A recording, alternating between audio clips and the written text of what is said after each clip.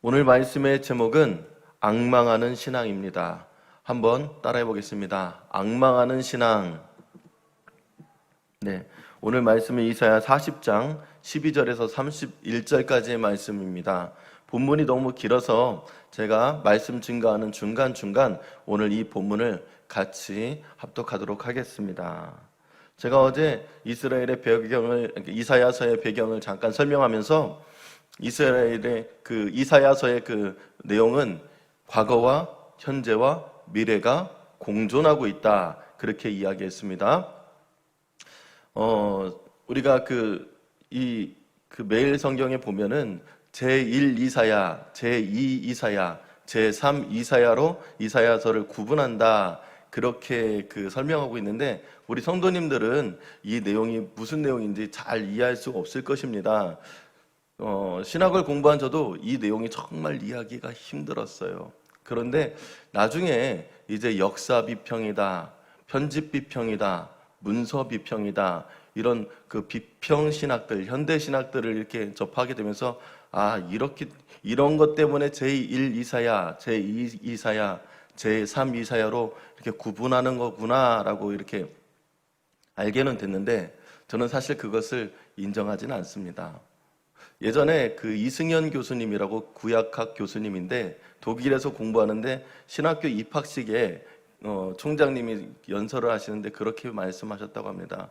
여러분 중에 혹시 이 성경이 하나님의 말씀으로 믿어지는 사람 한번 손들어 보시기 바랍니다, 그렇게 이야기를 했는데요, 그 자리에서 이승현 교수님만 손 들고 나머지 학생들은 손을 들지 않았다고 합니다. 그래요. 이게 현대 신학의 무서운 점인 것입니다. 이사야서는 66권으로 쓰여져 있습니다. 마치 구약 39권 그리고 신약 27권 그렇게 이렇게 나누어진 것 같이 신기하게 66권이에요. 더 나아가서 그 역사 비평학자들이 그리고 문서 비평학자들이 얘기하는 제1 이사야가 39장에 끝납니다. 그리고 제2 이사야, 우리가 지금 계속 보고 있는 40장부터의 그 본문은 제2 이사야라고 이렇게 얘기하는데요. 그런데 이 이사야 서가요, 사실 두루마리 성경이지 않습니까? 그리고 이사야가 1947년 봄에 사해에서 쿰란이라는 그 지역에서 한 베두인족이 양을 찾으러 다니다가 동굴 속에 혹시 양이 숨어 있지 않나 하고서 들어가다가 너무 깊이 들어가면 길을 잃을 수 있기 때문에 돌을 던졌는데 쨍그랑 하고 소리가 났어요. 거기서 단지를 발견하는데 단지가 한두 개가 아니에요. 보니까 거기에 양피지 두루마리가 굉장히 많이 있는데, 거기에서 이제 성경들, 사해 사본들이 발견되게 되었는데, 다른 사본들은 다 조금씩 있어요. 그러니까 창세기도 통으로 다 있는 것이 아니에요. 그냥 조금씩 있는 거예요. 근데 이 이사야서만큼은 1장부터 66장까지 통으로 다 있어요. 양피지 두루마리가 통으로 다 있어요. 그러니까 이 이사야서를 1장부터 39장까지는 이사야 선지자가 썼고, 그리고 40장부터 한 200년간의 39장에서 40장까지는 한 200년간의 시간적인 차이가 일어나는 것입니다. 왜냐하면 우시야 왕 때부터 시작하기 때문에 그래요. 우시야 왕이 죽던 해에 이사야가 이 이사야서를 썼습니다. 그리고 40장부터는 나라가 망했잖아요. 586년도에 나라가 망했단 말이에요. 그러다 보니까 한 200년 이상의 간격이 이렇게 생기게 되는데, 그것을 어떻게 해석할 것인가, 그렇게 생각하고 이 많은 신학자들이 이사야서를 이제 나눈 거예요. 이제 39장 이후부터는 이사야의 계보를 이어가는 이사야 학파에서 이 나머지는 계속 써 내려간 것이다. 나라가 망한 중에 포로기에 쓰여진 것이다, 그렇게 얘기합니다. 너무 어렵죠. 새벽부터 시간도 많이 없기 때문에 이건 자세히 설명할 수도 없어요, 사실. 그런데 이 사해사본이 발견되면서 또 다르게 보는 전통적인 어떤 신학적 견해를 가진 사람들이 생겨나기 시작해요. 그건 잘못된 것이라고.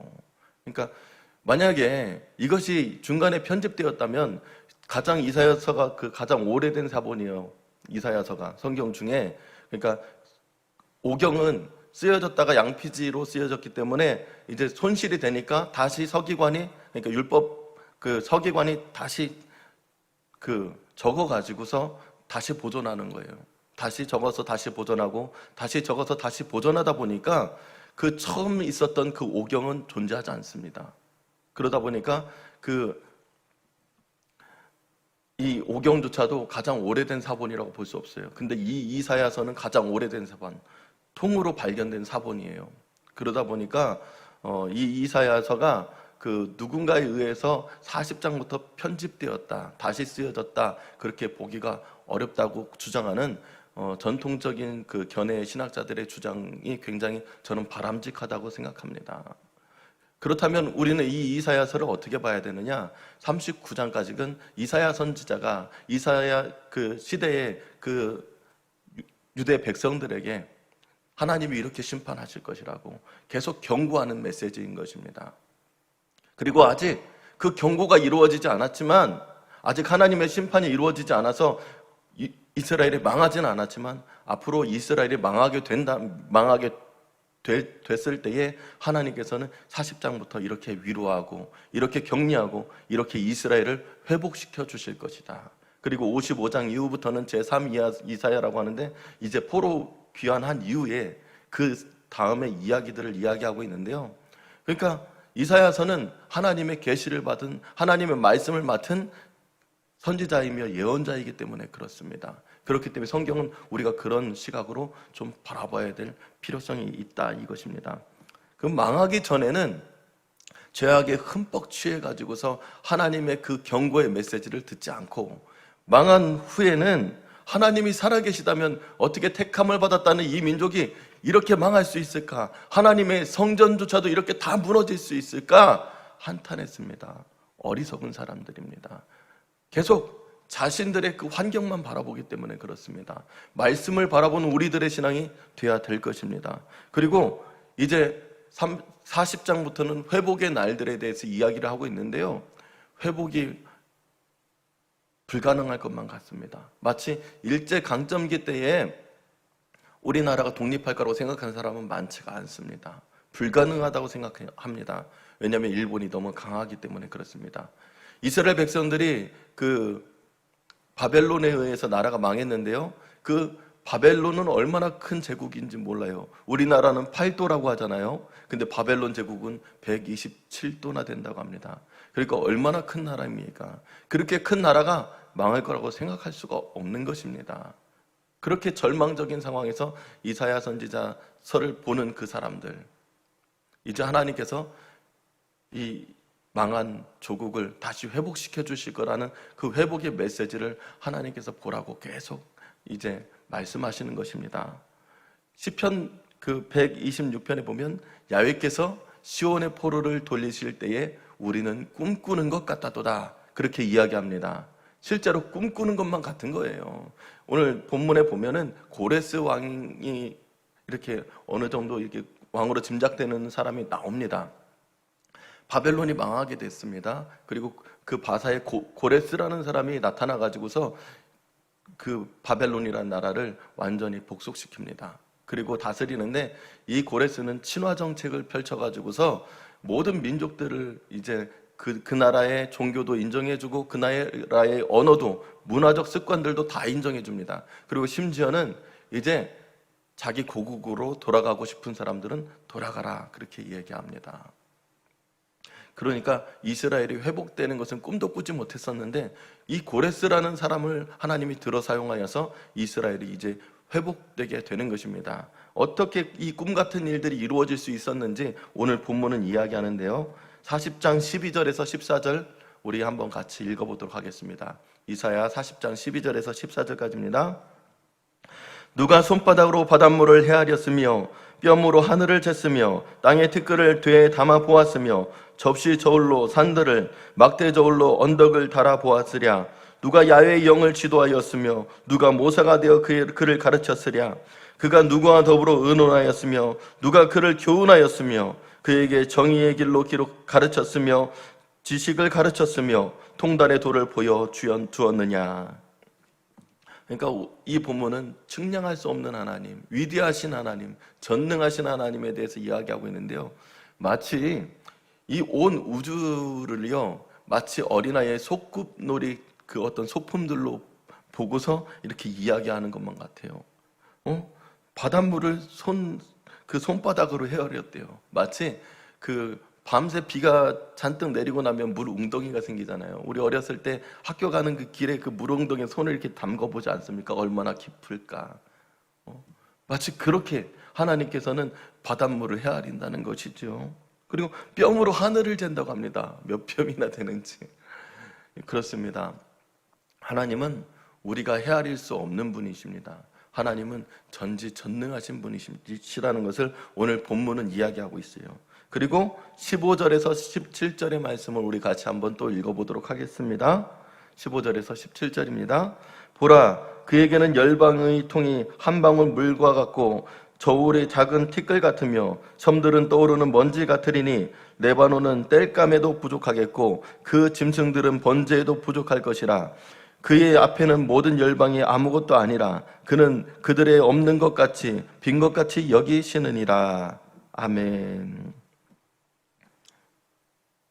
열방이, 그러니까 모든 나라가 통에 그 한 방울 물처럼 보인다고 합니다. 마치 그 우주 밖으로 나가가지고서 지구를 볼 때에 굉장히 동그랗고 작은 그 파란 별이 보이지 않습니까?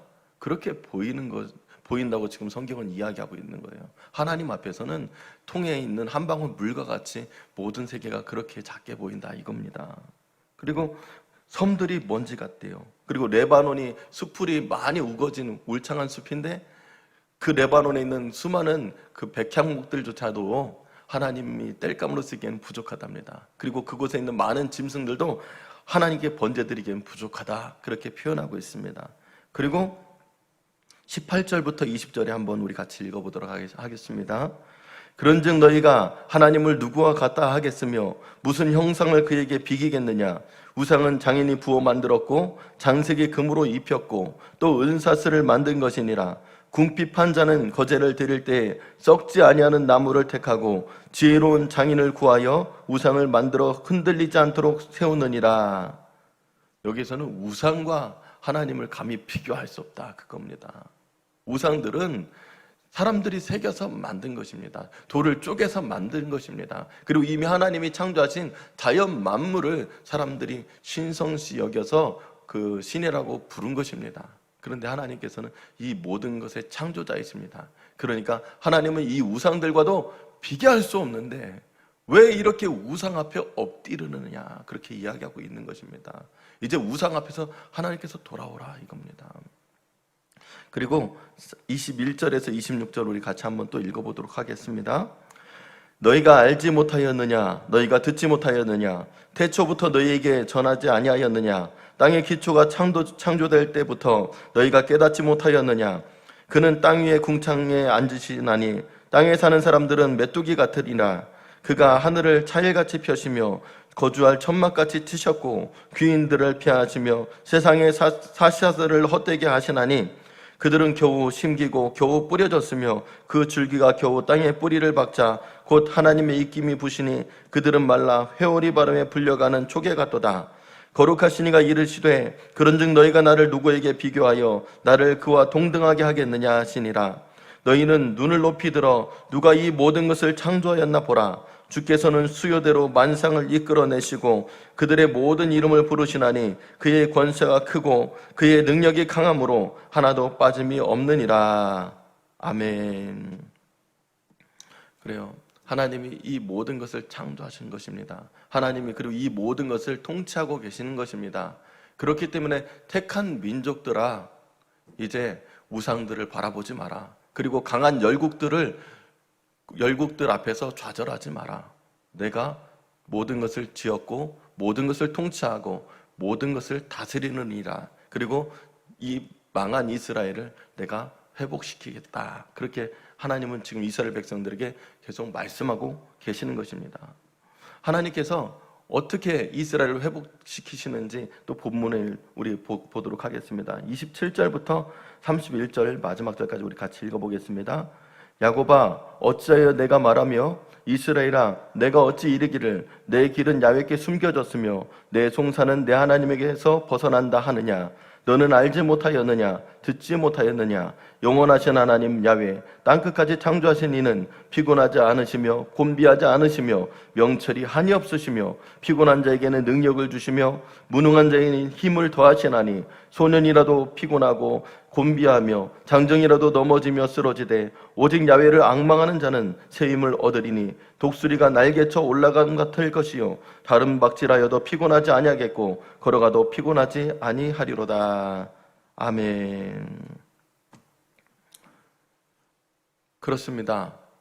비록 우리가 벌레 같은 존재, 지렁이 같은 존재라 할지라도 하나님께서 함께 하시면 이가 날카로운 새 타작 기계같이 된다는 것입니다. 하나님이 함께 하시면 정말 다 망해서 이제 찌꺼기밖에 안 남은 그런 존재라 할지라도 이제 다시금 회복될 수 있다는 것입니다. 지금 우리는 위기를 또 살아가고 있습니다. 작년 1월 달쯤에 우한에서 그 코로나에 확진된 한 35세 여성이 한국에 들어와서 한국에도 이제 코로나19가 퍼지기 시작했습니다. 이 바이러스가 계속 퍼져나갈 때에 우리는 그 바이러스를 마치 사스나 아니면 메르스처럼 그런 그냥 독감의 한 일종으로만 여겼습니다. 저도 그 코로나 바이러스를 우습게 여겼습니다. 그런데 신천지로부터 시작해서 막 퍼져나가기 시작합니다. 이제 확진자가 막 늘어나기 시작합니다. 그런데 우리는 그때에도 크게 걱정하지 않았습니다. 백신 개발하면 되지 그렇게 생각했습니다. 그런데 점점점 이 코로나가 그 기세가 줄어들지 않습니다. 사스와 메르스 같지가 않은 거예요. 계속 퍼져나가기 시작합니다. 그 코로나19로 인하여서 이제 사망하는 사람들이 계속 생겨나기 시작합니다. 그러니까 두려움에 사로잡히게 되었죠. 우리가 미국을 굉장히 큰 강대국으로 보고 미국에게 소망을 두기도 했습니다. 그런데 미국도 안 돼요. 유럽 선진 국가들도 안 돼요. 이제 그들을 통해서 백신이 개발될 거라고 생각했는데 근데 그 백신을 개발하고 나니까 이제 변종 바이러스들이 생기기 시작했습니다. 사람의 힘으로 안 된다는 것을 이 코로나19를 통하여서 우리가 깨달아야 되지 않을까 그런 생각을 하게 되는 것입니다. 그러니까 이 코로나19 바이러스는 하나님이 허락하시지 않았다면 일어날 수 없는 거예요. 그리고 하나님이 허락하셨다면 하나님이 이제 그만하실 때까지 이 코로나 바이러스는 계속될 것입니다. 사람이 이것을 사람의 능력으로 극복할 수 없을 것입니다. 하나님이 극복하게 사람에게 은혜를 주셔야 극복할 수 있는 것입니다. 그렇기 때문에 이 코로나19를 통해서 우리는 우리의 연약함을 많이 돌아보게 되어야 될 것입니다. 우리는 하나님 앞에 이제 겸손해야 됩니다. 낮아져야 됩니다. 겸비해야 됩니다. 그리고 이제 이 이사야 시대를 살아가던 이스라엘 백성들처럼 이제 우리는 우상 숭배를 이제는 그쳐야 됩니다. 하나님보다 더 사랑하는 것이 우상이라고 했습니다. 이제 우리는 하나님을 경외해야 됩니다. 이제 우리는 비록 이 코로나19 4단계로 인해서 성전문은 닫혔지만 더 하나님을 경외해야 되는 것입니다. 더 하나님 앞에 서야 되는 것입니다. 왜 하나님께서 비대면하게 하셨겠습니까? 이제 사람과 사람은 대면할 수가 없습니다. 대면의 자유가 없어졌어요. 그러나 이 비대면의 때에 하나님을 대면할 이제 자유는 하나님께서 열어놓아 주신 것입니다. 이제 이 어려운 때에 더 하나님 앞에 무릎 꿇어야 되겠습니다. 그리고 더 하나님께 기도하면서 하나님 앞에서 자복하고 회개하면서 이제 하나님을 경외하는 신앙으로 우리가 거듭나야겠습니다. 그렇습니다. 고양이 앞에 쥐, 뱀 앞에 개구리라는 얘기가 있습니다. 그래요. 우리가 어떤 대상 앞에 얼어버리면 바보가 되는 거예요. 우리는 코로나 앞에서 얼어서는 안 됩니다. 코로나를 경시역이라는 것이 아닙니다. 하나님을 경외하는 그 믿음 앞에서 우리가 코로나를 대할 때도요, 강하고 담대해야 된다는 것입니다. 이런 것에 우리가 묶여 있으면 우리는 아무것도 할 수 없어요. 골리앗 앞에선 다윗을 보시기 바랍니다. 얼마나 당당합니까? 그에게 성령이 임하기 시작하니까, 그가 성령으로 충만하니까 이스라엘을 모욕하는 그 골리앗조차도 정말 아무것도 아닌 것 같이 보이기 시작하기 때문에 보인 것이기 때문에 그런 것입니다. 우리가 성령으로 충만하기만 하면 이 코로나도 우리는 아무것도 아닙니다. 우리나라는 얼마나 많은 위기와 고난을 딛고 일어서서 선진국 대열에 섰습니까? 우리 일제강점기도 다 끝난 줄 알았는데 하나님 은혜로 극복하였습니다. 6.25도 마찬가지입니다. 그리고 90년대에는 IMF도 마찬가지입니다. 정말 위기예요, 위기. 위기가 계속 있었지만 그것들을 잘 극복하고 일어섰고 그것을 잘 극복하고 일어섰습니다. 하나님께서 함께 하시면 이 코로나 위기도 우리는 잘 극복할 수 있을 줄 믿습니다. 시편 42편 11절에 이런 말씀이 있습니다. 내 영혼아 내가 어찌하여 낙심하며 어찌하여 내 속에서 불안해하는가. 너는 하나님께 소망을 두라. 나는 그가 나타나 도우심으로 말미암아 내 하나님을 여전히 찬송하리로다. 그렇습니다. 하나님이 내 도움이 되시면 이제 내 속에서 일어나는 그 풍랑 같은 그 두려움, 나를 떨게 하는 그 모든 환경이 이제 아무것도 아니라는 것입니다. 사실 우리의 생명이 위태로울 만큼 그런 중한 병으로 고통당하는 성도 있습니다. 그리고 이제 가정경제가 다 무너져가지고 이제 내일을 어떻게 살까? 내 자녀들은 어떻게 교육하고 우리는 무엇을 먹고 살아가야 되나? 그렇게 정말 절망적인 그런 현실 앞에 놓여 있는 성도님들도 있습니다. 여러 가지 위기와 환난 가운데 정말 마음이 물처럼 녹아서 정말 한숨밖에 안 나오는 그런 성도님들이 있을 것입니다. 그러나 그 위기 앞에서도요, 우리가 하나님을 대면하게 되면, 하나님을 만나게 되면 아무것도 아닌 것 같이, 허무한 것 같이 될 것이라는 이 이사야서 말씀처럼 이제 그렇게 된다는 것입니다. 하나님께서는 다 망해버린 이스라엘을 회복시켜 주셨습니다. 이스라엘 백성들 스스로도 우리는 꿈꾸는 것 같았습니다 고백할 정도로 놀랍게 하나님께서는 이스라엘을 회복시켜 주신 것입니다. 오늘 말씀의 제목처럼 우리는 앙망해야 됩니다. 소망을 두고, 앙망이라는 단어가 소망을 두고 하나님을 바라봐라 그런 뜻인데요. 근데 히브리어 원어를 보면 그 앙망하다라는 단어가 카와라는 단어를 쓰는데 기대하다, 고대하다, 모으다, 쳐다보다, 참을성 있게 기다리다. 그러니까 이 카와라는 단어, 앙망하다는 오늘 본문에 나온 단어는요, 하나님께서 나를 도와주시기를 기도하면서 믿음으로 기다린다는 것입니다. 기다리는 거예요. 지금 이제 그 40장의 본문은 이스라엘이 망하였을 때의 위로의 메시지다 그렇게 말하고 있는데 아직 이스라엘의 회복은 아직 많이 남아 있습니다. 바벨론의 유수기간이 70년입니다. 70년이면 두 세대가 지나가는 시간인 것입니다. 내 대에, 내가 바벨론의 포로로 끌려간 1세대 때에 하나님께서 이스라엘을 고국으로 돌려보내지 않았습니다. 1세대는 그 땅에서 대부분 다 죽었습니다. 남은 사람이 별로 없어요. 그런데 앙망하고 그런 중에서도 기다려라 그거예요. 하나님이 약속하셨는데, 회복을 약속하셨는데 내 주변에 있는 사람들이 다 죽어가고 있습니다. 그리고 옛날 그 이스라엘을 기억하지 못하는 우리 자녀 세대들밖에 남지 않았습니다. 하나님은 어떻게 하면 좋습니까? 계속 환경을 바라보면 절망스러운 것밖에 없습니다. 그런데도 하나님께서는 하나님을 앙망하고 기다리라고 말씀하십니다. 우리는 이사야 시대를 살아가는 사람들은 아닙니다. 하지만 이 성경을 통해서, 이 이사야서를 통해서 우리는 이스라엘의 과거와 현재와 미래를 보았습니다. 그렇기 때문에 우리는 이제 지금 우리 현실에 묶이지 말고 이제 앞으로 하나님께서 우리에게 베풀어 주실 그 놀라운 은혜들, 예수 십자가를 통해서 풀어지는 그 놀라운 기적들을 바라볼 수 있는 그런 근거를 찾을 수 있는 것입니다.